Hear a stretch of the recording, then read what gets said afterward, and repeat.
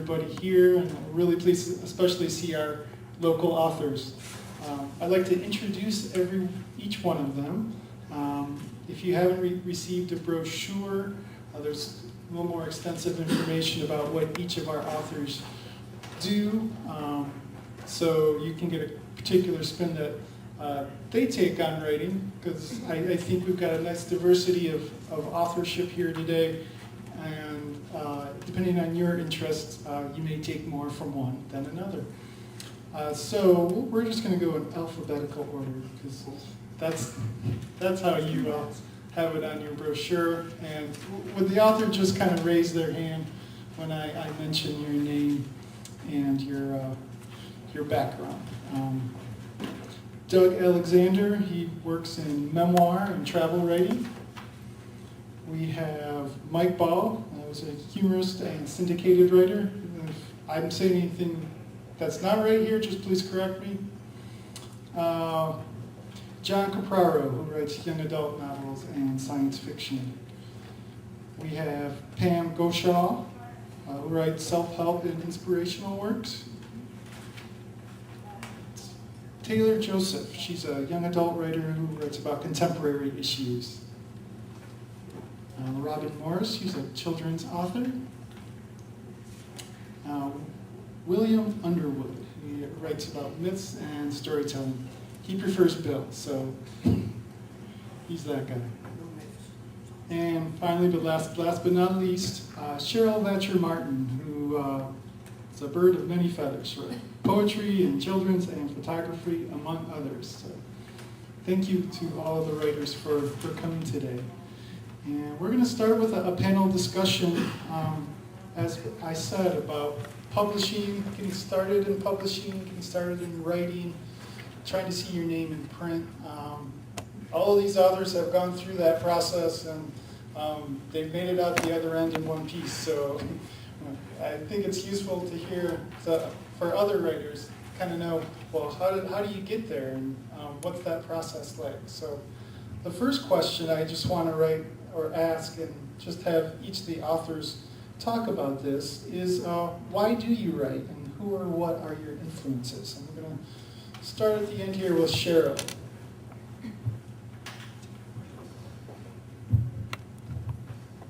Thanks, Andy. Appreciate being invited here, and glad to see all of you guys, and I see some new authors, and glad to see Taylor again. All right. One of the reasons that I write is to educate others, express myself, and grow as a writer and a human being. Writing is a part of my soul. The muse visited me as a youngster and never left. My muse has taught me to explore various genres and to challenge myself along the way. I have quite the imagination, and it is neat to take the pictures and storyboards in my head and cement these stories and poems to a more permanent written form. Who are your influences? Writers, poets, authors, artists, photographers, my life, your life, the human condition, history, nature, animals, examples of people, William Shakespeare, Edgar Allan Poe, Charles Dickens, Emily Dickinson, Ernest Hemingway, Robert Frost, Billy Collins, Thomas Paine, Sojourner Truth, Thomas Jefferson, Abraham Lincoln, Frederick Douglass, George Washington, and many more. And some of my other influences would include my military service, my education, work as a freelance writer, journalist, college professor, and small business owner.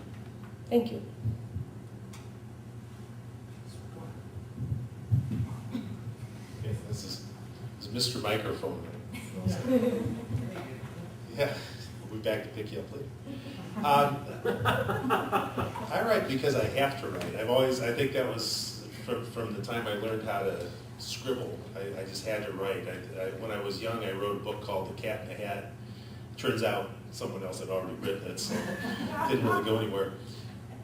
But I think that's the one thing that every writer that I know would agree with is they just have to write. It's something that you just have to do. And I found I wasn't getting enough poverty in my life, so that working really hard for almost no money was the way to go. Influences. There's a fellow named Robert Benchley who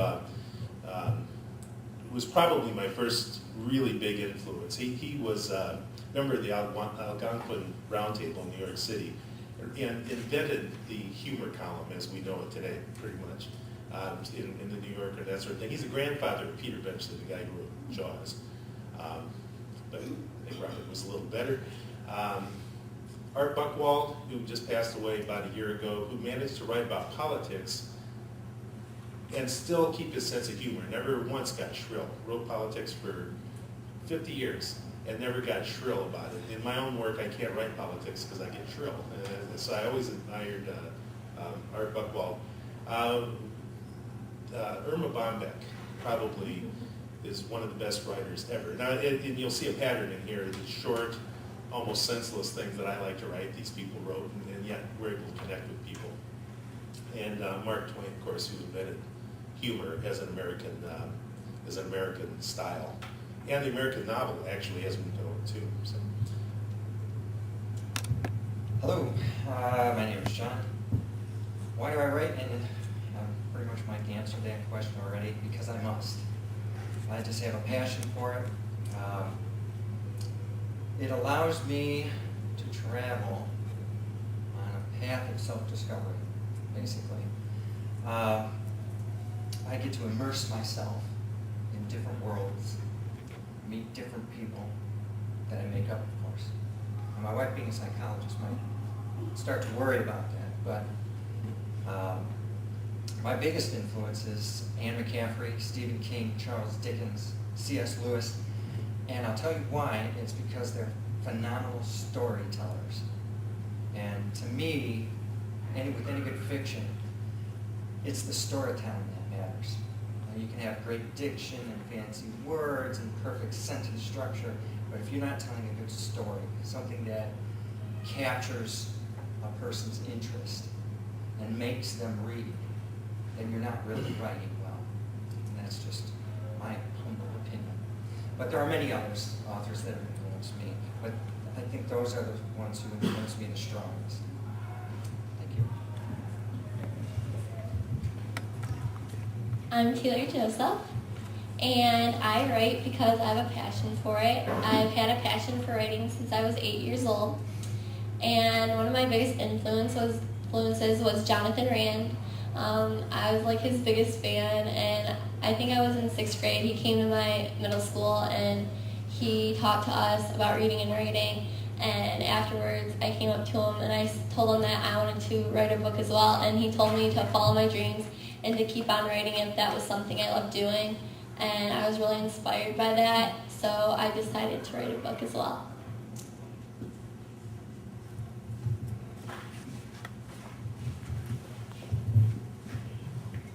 Hi, I'm Pam Gossiaux, and like everybody else here, I write because that is my passion. I've always, as long as I can remember, as long as I can hold a pencil, I've scribbled out little stories or little poems for my parents. And I remember in elementary school, our teacher, I think I was in 5th grade maybe, our teacher made us, we had to write a book, and I wrote a book about a little dragon who couldn't blow fire, and we had to illustrate it and take it down to the 1st graders and read it to them, and the 1st graders loved my book, and I was hooked. And I knew that's what I wanted to do. This book in particular, I'm a journalist, and I've made writing into a career, and I have a degree in creative writing and everything, and fiction has always been what I really love, but this particular book that I have here today is nonfiction, and the reason I wrote this book is I had a lot of trials, a lot of things that I went through in life, and I kept questioning why everything was so difficult, and as I started sharing these stories with people, I realized that people could relate. There's just a lot of things that people go through, job loss, health issues and stuff that people could relate to.